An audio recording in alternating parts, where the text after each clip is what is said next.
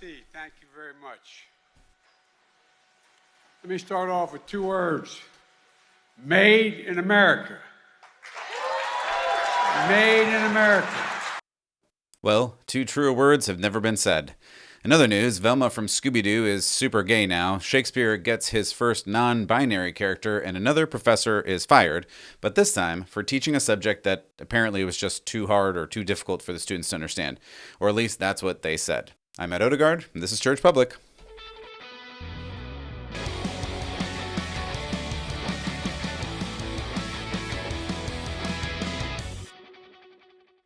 Welcome back to Church Public. I'm Matt Odegaard, your host as always, and I really thank you for stopping by today. There's a lot going on in the news, and I just chose a couple of stories to highlight what we can learn as we are studying current events from a Christian perspective. There's just a couple things that we're going to look at today, and I appreciate your time spent with me. Your time's valuable. I want to honor that and do my best to give you good information.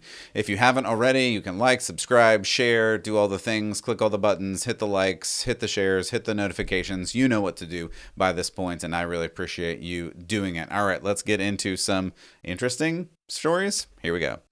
All right, so Velma from Scooby Doo now apparently has come out of the closet because I don't know what to say. Apparently everything now must be gay. And as promised, here are your Scooby snacks.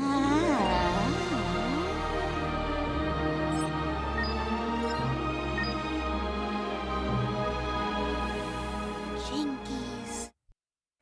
Now listen, I don't care. I know Hollywood has said, Disney has said, there's a not so secret gay agenda and they're making everything gay. I mean, all right, fine. I mean, we get it. That's fine. If you are just listening and you didn't see the Scooby Doo clip, again, Velma is the turtlenecked and glasses clad girl who has been in the show since, when did the show start? The 60s?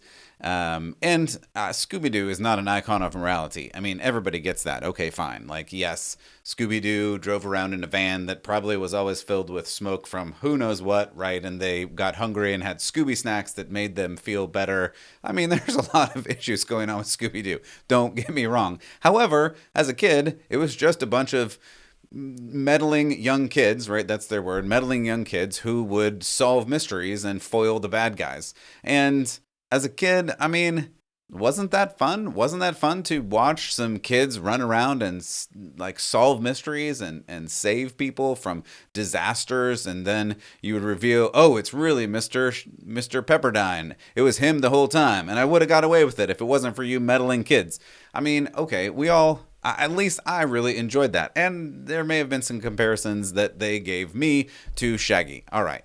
So in this clip, we have Velma who notices a girl who also has a turtleneck and glasses, and then Velma's glasses steam up because that's what happens in real life when you are really attracted to somebody, your glasses steam up.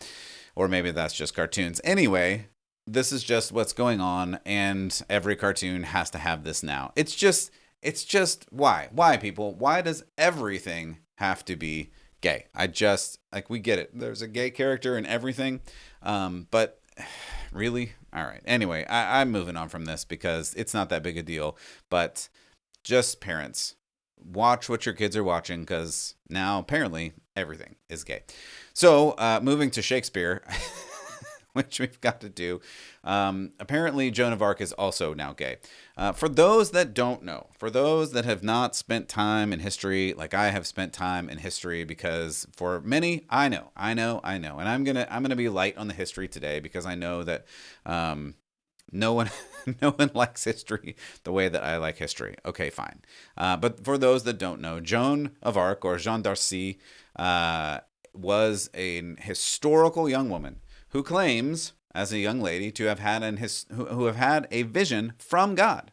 And the vision from God was that she would help the king defeat the enemy by leading an army, of which, according to historical tradition, she actually did. And she was then caught by another army, and she was burned at the stake for her faith. This is an important point. She was killed for believing in Christ, for fighting for Christ, for believing in the Catholic Church. And I know this is a Catholic story, and we'll get to more of that, I think, in a minute. But That's the fastest I can go through this historical story of Joan of Arc that I can. And even I do have to add this point that she eventually was awarded sainthood by the nation of France. She's the patron saint of France currently. As far as I'm aware, she still is. So yes, I know this is a Catholic story. I have no idea what parts of it are real. Did she really go under a trance and have a vision from God? I don't know. Did she really fight and lead the army and win the battle for her king? Yes. According to all historical reports, yes, she actually did. And was she actually killed for her faith?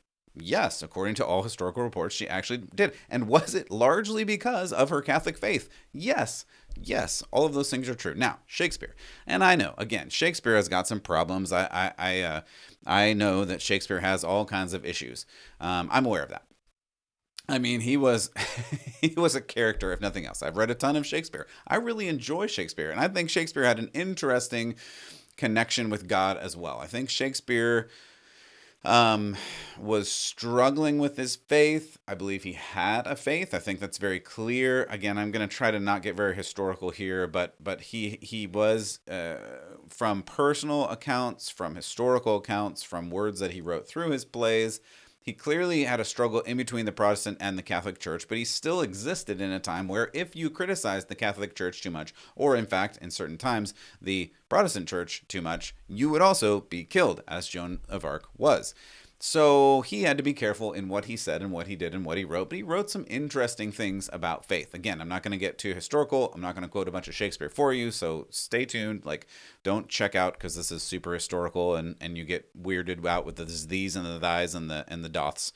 I'm not going to go into that right now, but it is important to understand that context. And Shakespeare appreciated Joan of Arc, the historical figure and character, so much that he put her into a couple of his plays and things and gave her words in a time when women did not have that much of a voice. That's a pretty big thing as well.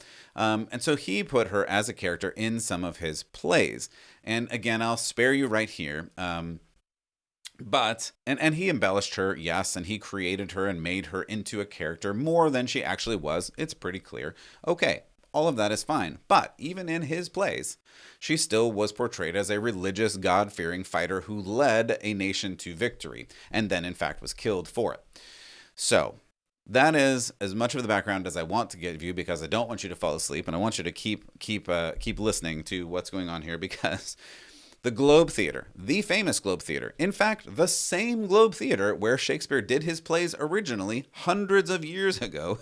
We fast forward a couple of hundred years, and now we have a new version of this Joan play.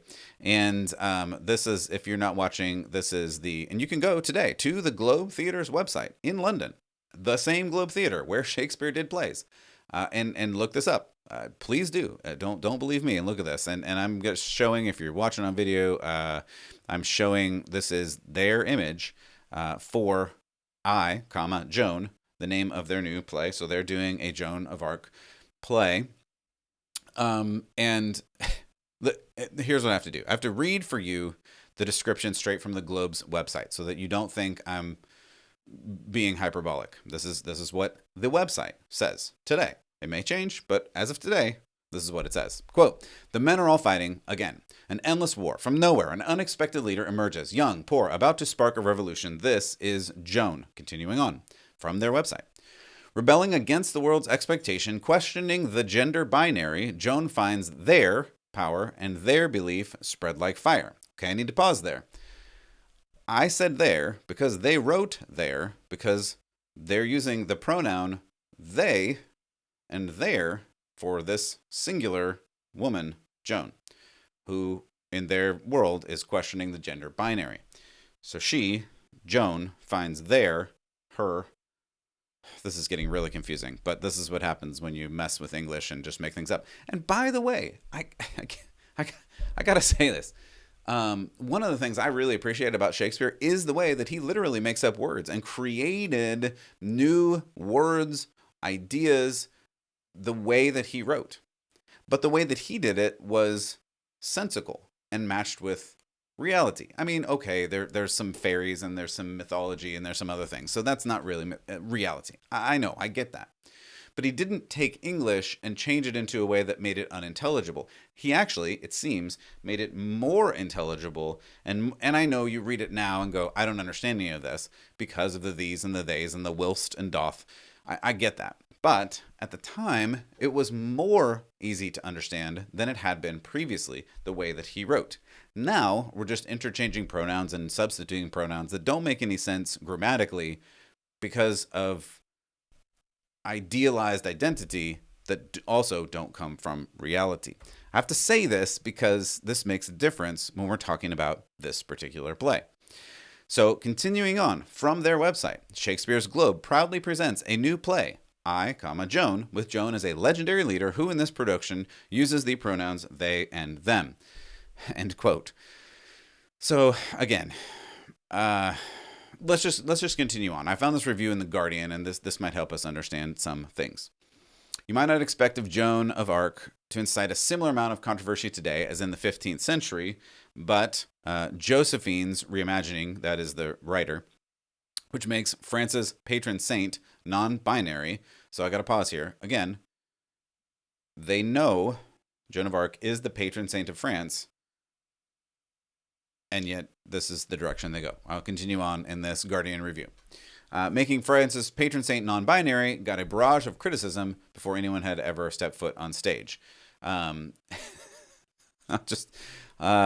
skip some of this.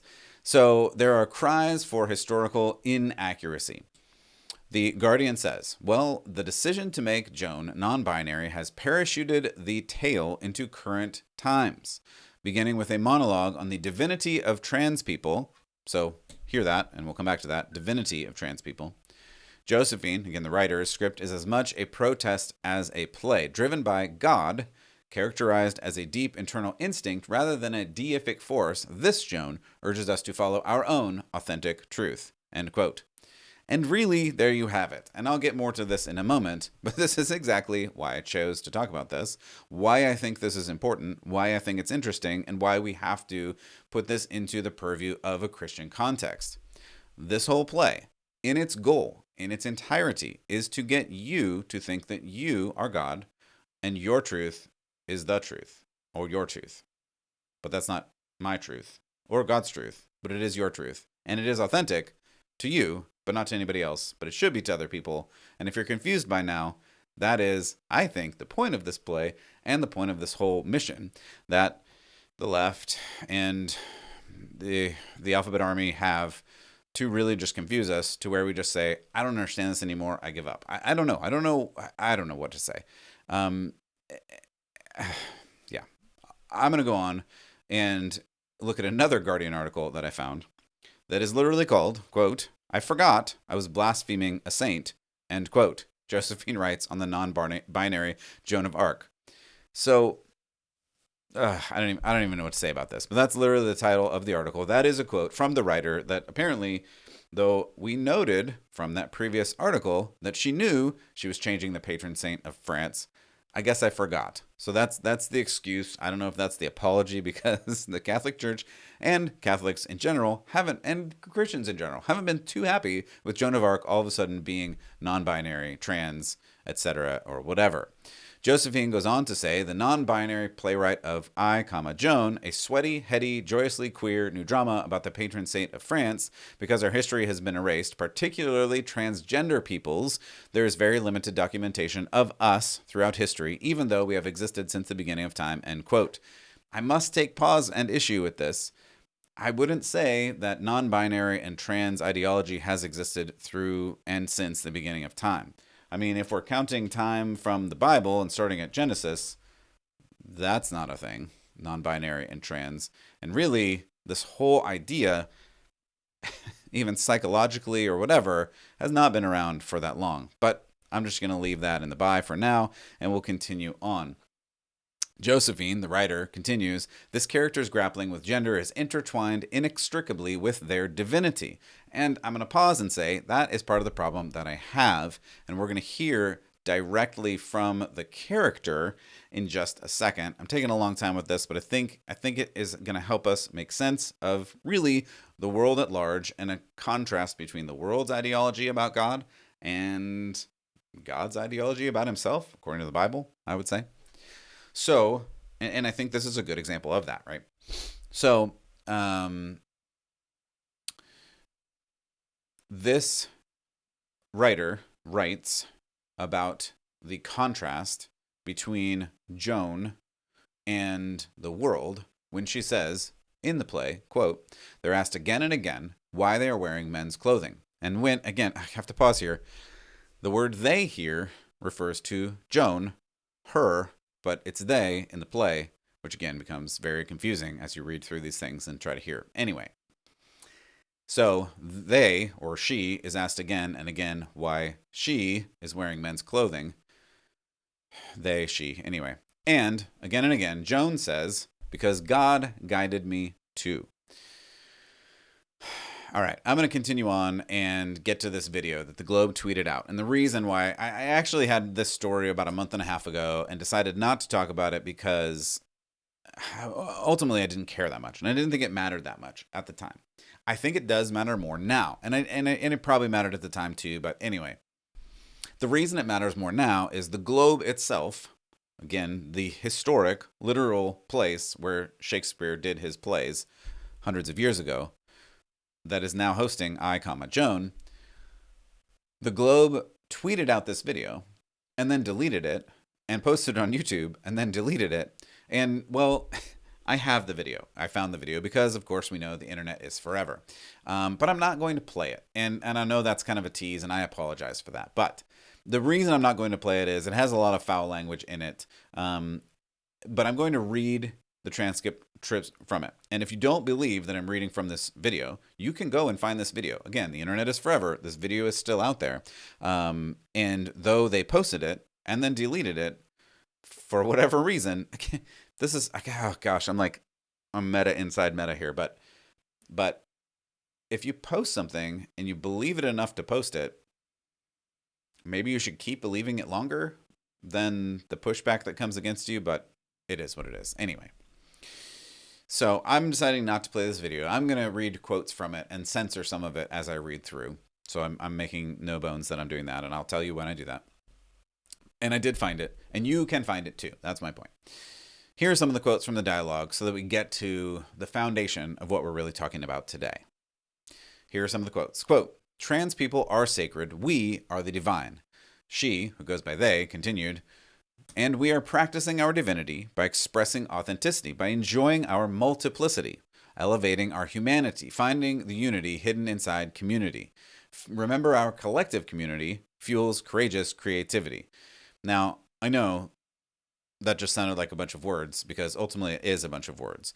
The point that I want you to pull from that first quote is, if you are trans, you are divine. But here's the quote that I really want to land on, and I am going to censor some of this language, and I'll tell you when I do. Yes, this censored stuff is about to get spiritual. Setting aside all religiosity, we'll focus instead on more of a street god, if you will. A god for the queers and the drunks and the censored mess ups. The godless, the god for you, if you want, today. So, if you didn't understand that, again, this is the promise that Satan in the Bible, in Genesis 3, gives you, that you become a god. So, I mean, there's that. Anytime I hear, hey, you could be as gods, my ears perk up a little bit because that's been a promise for a lot of years now, and it's not a new promise, but it doesn't lead to where I think you want to go. I'll just leave it at that and continue on a little bit more with this quote before we move on from this story, hopefully forevermore. So the monologue continues, quote, because today is a celebration. It is a holy communion for the saints and sinners and everyone in between. We offer you restitution. We offer you revolution. We offer you love.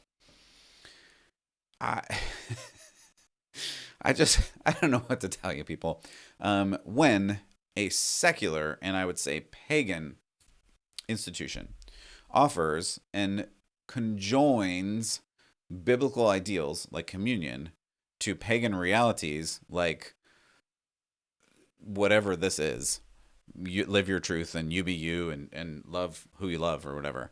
Um, I get a little antsy with that because I don't care if you invent your own religion. I really don't. You're gonna think I do, and you're gonna think I'm just out to lunch and get really upset at a lot of things, which is probably true. But I really don't care if you do whatever you want to do. What I care about is if you hijack Christianity and say, hey, this is Christianity and this is communion for saints and for sinners, and it doesn't matter if you're a saint or you're a sinner because everybody's the same and everybody goes to the same place, and love is love and you can be who you are. And in fact, if you are who you are, then you really are loved and you are divine. That's a struggle for me. You can have whatever lane you want, but you can't have my lane. You can't have God's lane unless you do what God says. That's the thing that I think we need to hone in on and recognize when we hear it and when we see it, because when we do hear it and see it, then we need to understand, hey, is this Christianity or is it not? And that's what I continue to try to help you understand current events from a Christian perspective, not a big G or little g God perspective or a cultural perspective. I really want to come at this from a Christian perspective. And again, I must offer the reminder that the actual Joan of Arc was burned at the stake for her failure to renounce her Catholic faith, her faith in Jesus. It is even said, whether this is historically true or not, there is evidence that at the end of her life, while she is burning to death at the stake, she just keeps repeating the word Jesus, Jesus, Jesus. So to say that she's a they and non-binary and believes that she's actually God incarnate, I'm just struggling with that a little bit. And I know people are going to make theater and art about all kinds of weirdness, but if you're going to choose an historical figure that's an actual figure that actually means something to a good group of people, you might think about staying a little closer to the reality. But I guess that's just really the point, right? You can't change reality. You can't change biology. You can't change history. So they have to make it up. Use the same names, the same figures, and change it just enough to match your imagined reality, because that way you can really say, or they can really say, that they are divine. Why does this even matter? I think it does matter because art imitates life and life imitates art and art inspires life, and clearly there are really powerful people who think that life should look like this. Again, this is the actual Globe Theatre in London where Shakespeare came from. And they want to tell you that God is queer and God is a feeling and God is you and you are divine, and maybe even especially if you don't like the body that you're in. So, because you don't like the body that you're in, you medically change it to match some form of your imagination. So God, who formed you and created you, in your opinion, made a mistake, but by changing who you are and changing what you were born as, you can then become whom you want to be. And by doing all of this mental and physical gymnastics, then you actually become, in the words of Joan, divine. Well, that is certainly something, but if no one else will say it, that is certainly not God. All right, let's move on to something else because that was a lot. This one is a little bit easier, but in fact, it's also a little bit more intellectual. No, I'm not going to get intellectual, even though I've been accused of that in the past. What we're going to do is talk about a professor who was fired, and his professor was fired because apparently his class was too difficult. Now, I don't know about you, but when I go to the doctor, I look at the grades the doctor received in school, and if they mostly pass the important classes, I'm good. I mean, what does it matter if they fail a class here or there? I mean, that doesn't really matter, right? It doesn't really matter if they even finish all of their preparatory courses to be a doctor. It's not like someone's life is in their hands. Well, wait. Yeah, right. Sorry. So that's not what I do at all. In fact, I want the most educated, smartest doctor, best grades possible to treat me and my family, because my family is the most important thing imaginable to me. After all, this literally could be a life or death issue, right? I mean, who goes to the doctor and says, your grades weren't that important, that you graduated from, made up technical university in Tuscaloosa, Alabama? Like, it doesn't matter, right? No, it totally matters. I want you to come from the best school. I want you to learn the best things. I want you to get the best grades because I'm putting my family's life in your hands. However, apparently now in New York University, NYU, a professor was fired because a bunch of students got together, made a petition that said his class was too hard. So, according to The Guardian, a professor who was the subject of this petition from students said his class was too difficult and he was fired because he wouldn't lower his academic standards. Maitland Jones Jr., professor of organic chemistry, was fired by NYU after more than 80 students from his 350-student course signed a petition complaining about grades, teaching, and help received during the pandemic. Maitland Jones Jr. is, or was, again according to The Guardian, a widely accredited organic chemistry expert. He actually wrote one of the chemistry textbooks that they used. Students, ones again that you would assume are studying to be doctors, scientists, or whatever, were failing this class. So instead of studying harder or doing more work or getting a tutor or whatever, they launched this petition against the professor to get him fired for giving them bad grades. Because I would say they were bad students, potentially in more ways than one. Anyway, Jones, according to The Guardian, was informed in August that he was fired. New York University defended the decision, saying, quote, "We emphasize high student withdrawals and bad course evaluations," coming from him. They also cited dismissiveness, unresponsiveness, and that the professor was condescending towards the students, whining about how hard organic chemistry was. End quote. Let me try to sum this up. So students were not studying hard enough for a chemistry course that is literally the foundation of a degree in medicine, science, etc. So instead of trying harder, getting a tutor, maybe just studying instead of complaining, they got together to get the teacher fired. Then the institution and the administration of the institution sided with the students instead of with the professor because he was condescending since they wouldn't put into work to actually learn hard things. If there are any teachers out there, I know you're feeling what I'm feeling right now. That when a student does not try, and you know who they are, you know when they've studied and when they haven't. You know, the teacher knows. It shouldn't be a secret. I don't even think it's a secret, but this is the dirty little secret. Students, if any students are listening, I'm going to tell you this. This is a secret. Teachers don't want you to know, but I'm gonna reveal this secret right now. Are you ready? They know if you didn't study. 100% all of the time. It's not a secret. It's not a mystery. Whatever you think you're hiding, you're not hiding. The teachers know, and you're blowing it. So when the teacher says, "Hey, you could try a little bit harder," say, "Oh, no, I did all the studying." They know you're lying. I'm sorry. I hope this is not a revelation to you. I hope this isn't like world-shaking information that, oh my goodness, the teachers actually know if I study or not. No, they do. They absolutely do. I've been a teacher in several different places. My wife is a teacher. I know tons of teachers. They know. They always know. You're not fooling anybody. So when this article says, like I literally laughed out loud when I read this article said they were frustrated with him because he was condescending to students. I just laughed. Yeah, of course he would be. I would be too. Hey, you didn't study. You should study more. Do you know what that is? Condescending. Do you know why? Because you didn't study and I'm calling you out for not studying. That's condescending. I'm looking down on you and saying you can do better and you didn't because of your choices. It's not because you're dumb. It's because you chose not to do it. That's your choice. You can choose to do more, but you don't. I can't control that. All I can say is, here's the material, do it. And this is why this matters. These students have now cheated the system instead of learning from it. This is a problem. And apparently these students are going to go on to become doctors, scientists, public health officials, and more. Do you want this student to be your doctor, your scientist, your public health official? I don't. I want, again, the best, the brightest, the smartest, the one with the best grades to be my doctor, to be a scientist, to be a public health official. This is a big problem, and I hope we can learn from it. All right, let's sum this all up, because I think we've done enough for today. Here's the bottom line. Life is hard. I know you don't want to hear that, and this is a problem, but life is really hard. And this is something that we're going to have to learn from. So life is hard, and that's the truth. If you're struggling with who you are or who you belong to, I would suggest you turn to Jesus. Jesus saved me. Jesus can save you. Whether you're stuck in sin, whether you're struggling with your identity, whether you've been going to church for dozens of years, you still need Jesus.